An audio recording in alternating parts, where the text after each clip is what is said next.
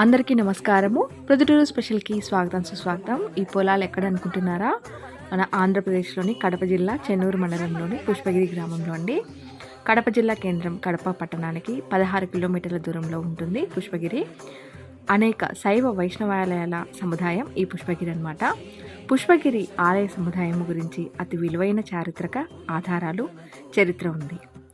పుష్పగిరి గురించిన మొట్టమొదటి ప్రస్తావన స్కంద పురాణంలో శ్రీశైల ఖండంలో ఉంది.